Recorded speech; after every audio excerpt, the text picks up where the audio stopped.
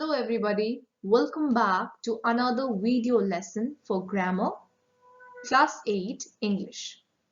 This is the e-learning space for MGM Higher Secondary School, Bokaro. Lesson number 5 is all about verbs, a part of speech that shows actions. In our previous video, we have already discussed the forms of verbs, the different types of verbs, their examples and definitions.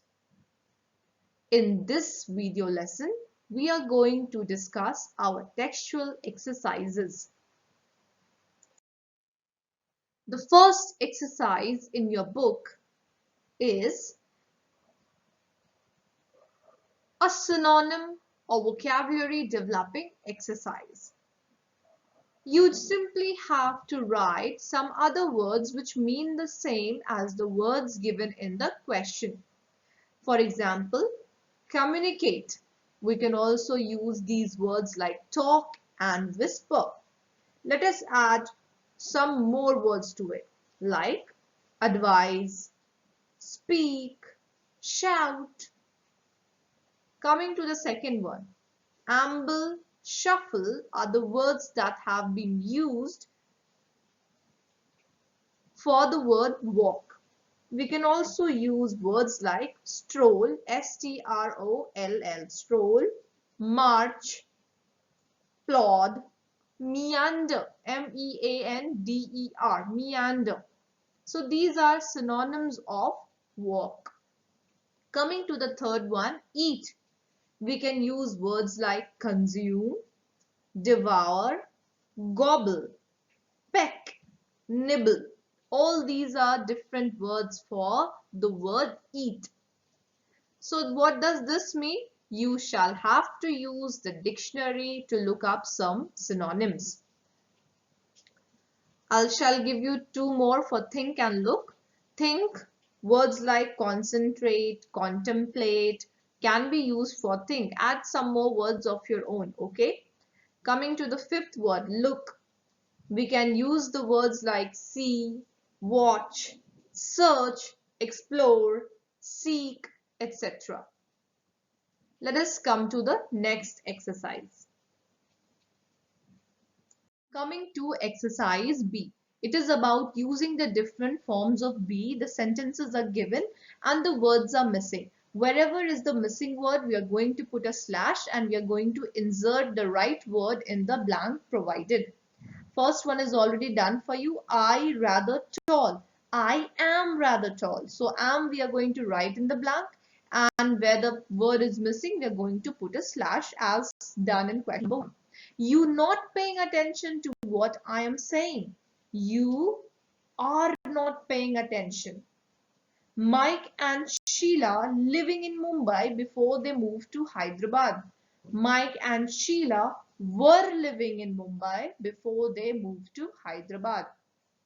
Coming to the fourth one, it cold this morning. It was cold this morning. Yesterday it was quite warm. Tomorrow it might even be colder. Rest of the things you can complete on your own. It is cold this morning. Yesterday it was quite warm. Tomorrow it might be even colder. It was cold this morning. It is cold this morning. Both are correct. As I've already showed you in our previous video what are the regular verbs and what are the irregular verbs, you have to rewrite these sentences, okay? So the first question is, I buyed this book. Absolutely wrong. There is no word like bite. So we will use I bought this book. It costed me 30 rupees. Remember, I showed you a table of certain words that remain the same in past and past participle, and cost is one such word. So we are going to say it cost me 30 rupees. Although I had thrown the ball very high, my friend caught it expertly. Although I had thrown, not throwed, okay, the ball very high, my friend expertly caught it or caught it expertly. He crept into the house quietly because he did not want to wake anyone. There's no such word as crept. The word is crept. He crept into the house quietly because he did not want to wake anyone up. So rest of the two sentences, do it on your own. Come to the finite and non-finite verbs. We have already discussed these two types of words at length in our previous videos and even in the animation videos. Now here you have a table showing the differences between finite verbs and non-finite verbs. Coming to the exercises. You have to point out what is the subject in the sentence, what are the finite verbs, and if there is a non-finite verb, which one are they, or which is the non-finite. Let us read the first sentence. Peter went to buy some vegetables. So of course the subject is Peter because we are talking about Peter. He is doing an action. What is the finite verb? Went, because it is the main verb here in the sentence. And what is the non-finite here? To buy, because it is not going to change even if we change the tense or the subject or the number of the sentence. Coming to the second one. The children enjoy swimming all through the summer. Subject is children. What is the finite verb? Enjoy. And non-finite verb is swimming, ing form of the verb. Buzzing all day long, the bees collected nectar. So what are we talking about in this sentence? We are talking about the bees. So the subject is bees. Finite verb is collected and non-finite verb is buzzing. Let us do one more and the rest you are going to do on your own. Tired after running the marathon, she slept soundly. So who are we talking about in this sentence? She. The pronoun she is the subject. Finite verb is slept and non-finite verb is tired. Coming to infinitives, as we already know what are infinitives, the base form of the verb along with the word to. So here is an exercise. We have to combine these two sentences with the help of infinitives. Let us do the first two. The hawker goes to the market every day. He sells his wares. The hawker goes to the market every day to sell his wares. The meaning remains the same and we have joined the sentences with the help of an infinitive. The clown does tricks. He makes people laugh. The clown does tricks to make people laugh. Coming to gerunds. In our video lesson, we discussed a gerund is a verb in the ing form. It acts as a subject or the noun. It can be the direct object or it can be the object of the preposition. And what is a participle? It can end in ing or d or ed or t. However, it is the adjective of a sentence, means it is a verb which acts as an adjective. That is the basic difference between participles and gerunds. So coming to an exercise, you have to choose the present or past participle of the words given in the bracket. Dash story, interesting story. And you can write any sentence with the word interesting story. Let me see. The interesting story narrated by the gardener helped me pass my time. Coming to the second one, computer, and the word in the bracket is repair. So participle is adjective. So I can use the word repaired computer. The word repaired is describing the computer, telling us something more about the computer. And then we are going to make a sentence. The technician delivered the repaired computer. Coming to the third one, children. Excite is the word in the bracket. We can say excited children. Excited children climbed the giant wheel or sat on the giant wheel. I think that's enough. Rest you can do on your own. Coming to exercise G, you have to circle the gerunds and you have to underline the present participle. Remember, once again, we have done so many additional worksheets on this. Gerunds are nouns and participles are adjectives. So remember that definition and you will never be confused. That buzzing fly disturbed me all afternoon. Buzzing fly. Something about the fly is being told by the word buzzing. That is why it is an adjective. Hence, it is a participle. In the second sentence, the buzzing disturbed me all afternoon. This is a noise, name of a noise. So, it is a gerund in the second part of the first question. Coming to question number 2. She is fond of singing. Singing here is a noun, an activity, name of an activity. Hence, it is a gerund. Second sentence, singing happily to herself, she finished her chores. Now over here, this singing is actually a participle. Singing happily because it is describing about the action happily. Coming to the third one, we were stopped from climbing to the top of the tower. Climbing over here is the name of the activity. It is a gerund. Climbing to the top of the tower was a thrilling experience. This is again a gerund. Climbing to the top of the tower. Again, it is the name of an activity over here. In both the cases, it is a gerund. Rest of the 3 sentences, you will do it on your own in the textbook itself. Coming to the question H. Okay, so you simply have to use these words in your own sentences. First as a participle and the second as a gerund, means once as a describing word and once as a noun. Let me help you with the first two. Cooking. Okay. Savitri went off in a hurry to buy some cooking oil. Cooking oil. I'm describing the oil, so this time it is a participle.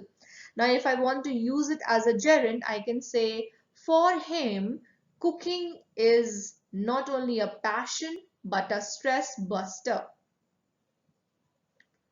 Coming to the second one, sleeping. The doctor prescribed sleeping pills to treat her disease or sickness. Sleeping pills, I'm describing the pills, so it is a participle.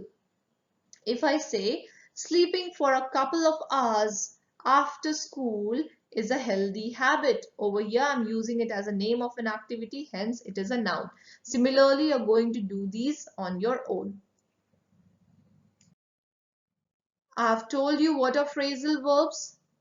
The verbs which when used with another adverb or a preposition, the meaning of that word completely changes. Here's an interesting exercise for you. Exercise I. So many different words or verbs are given and 3 options are given. Almost like a molecular diagram, right? So you will use 3 different words and make phrasal verbs. Let us check the first 3. 12 are there. I'll do the first 3 for you. Lay. Lay out. Lay down. Lay off. Second one, keep. Keep away. Keep back, keep on. And please try to search for the meanings of all the 3 new words that you're forming. Get. Third one is get. Okay. Get over, get up, get along. I have discussed in my animation videos about look. So you will see it there. And rest of them are quite easy, children. When you make the new word, try to find the meaning also so that you may use it whenever you have to make sentences. Complement of the verb, as I told you, complementary angles, A plus B equals to 90 degree. That means A is required by B to make it complete. In the same way, that part of the sentence which is required to make the meaning complete of the verb, it is called complement of the verb. And I told you, if the complement tells something more about the subject, it is called subject complement. And if it tells something more about the object, it is called object complement. Here are certain examples. We have already discussed this in our previous video lessons. Coming to the exercises. Let's crack it. Identify the complements of the verbs in these sentences. Tina played for 2 hours continuously. Tina played. Okay, the verb is there, the meaning is there, but if I add for 2 hours continuously, then the meaning becomes clearer. So for 2 hours continuously is the complement of the verb played. We all consider her deserving. We all consider. Till this verb part, the meaning is already there, but when we use her deserving, the context becomes more clear. So we are going to write her deserving is the complement of the verb. Coming to the third sentence, this library has a huge collection of children's classics. This library has, till here is the verb, and a huge collection of children's classics is the complement of the verb. Coming to question number 4. I found my brother sleeping in the room. I found is the verb and my brother sleeping in the room is the complement of the verb. I hope rest of the sentences you can do on your own. If you have any confusion, leave your comments and ask in the online classes. Coming to exercise B. This you have to do on your own for practice. Make certain sentences, find out the complements that you're using, complements of the verb, and then also make sure you know whether it is a subject complement or an object complement. Let us now come to the next exercise. Combine these sentences using infinitives, rewrite them in your notebook. We have already done this in the previous exercise and in our additional worksheets also. Let us do it again. Every team should have a captain. He should give directions to other players. Every team should have a captain to give directions to other players. Second one, he is very strong. He will win the wrestling tournament this year. He is very strong to win the wrestling tournament this year. Coming to exercise B. You have to underline the verbs in these sentences. If it is the verb is a gerund, you will write G. If it is an infinitive, you will write I. And if it is a participle, you are going to write P. Let us deal with the first question. He is fond of writing letters. Writing, ing. It is a participle. It is better to forget things that make us unhappy. To forget, infinitive. It is impossible to get back a lost opportunity. So to get back is an infinitive and lost opportunity means lost over here is describing. So it is a participle, lost. Seeing the bright sunshine, he opened the window. Seeing, name of an activity, it is a gerund. I do not like people quarreling over trivial issues. Quarreling, another name of an activity, it is a gerund. A burnt child dreads the fire. Burnt, ending in T, describing the child, it is a participle. Kindly do the rest of the questions on your own. Coming to exercise C, underline the gerunds in the given sentences. She is fond of cooking new dishes. Cooking, ing. Writing short stories is her hobby. Writing, verb in ing form and acting as a noun. This is a gerund in the sentence.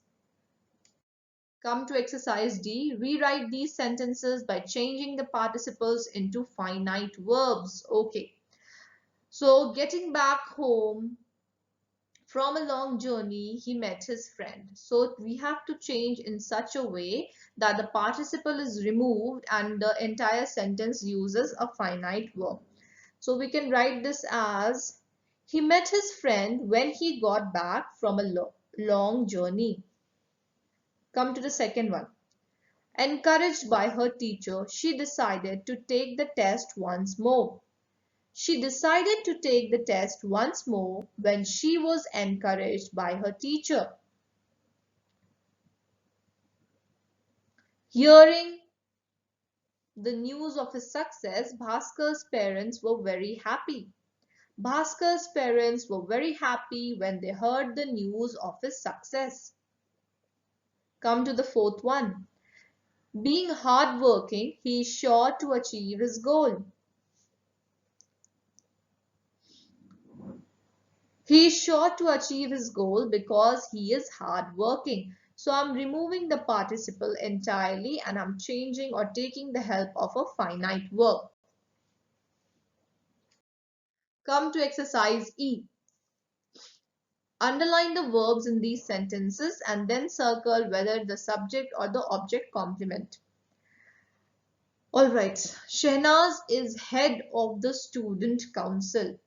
Verb here is, so we have pointed out the verb, underline it. And tell me whether it is a subject or an object complement. It is a subject complement. Head of the student council is a subject complement because it is telling us something about Shehnaz, who is the subject of the sentence. Come to the second one. Ria calls her pet parrot Tia. So calls is the verb and object complement is Tia because we come to know more about the object, her pet parrot. Come to the third one. She finished her lunch in the kitchen. Verb here is finished. Object complement is in the kitchen because we learn more about the object, her lunch. Come to the fourth one as well. The dress is of no use. Is the verb over here and of no use is a subject complement because we come to know more about the subject dress. Come to the fifth one. The employees found the policy confusing. Found is the verb over here and confusing is the object complement because we come to know more about the object, the policy. Alright, rest of these sentences you're going to do on your own. Now coming to phrasal verbs, some words are given here and you have to use them in your own sentences. This you definitely do it on your own. Look up the meanings in the dictionary and do it on your own in the book itself. A small comprehension is given here. Go through it. It's very easy and depending on your understanding of the comprehension, solve the exercises that are given here in the book itself. So that brings us to the end of the lesson and the assignments that you're going to do are from this lesson verbs. All the textual exercises are to be completed in the grammar textbook and on page number 34 exercise C, exercise E from page 35 and exercise H from page 37 to be done in your English copies. Then on page 40 you have exercise D and on page 39 you have exercise A. These should be there in your English copies. That's all for the lesson verbs. If you have any confusion, we are ready to discuss it in the online classes. Thank you, children. Take care.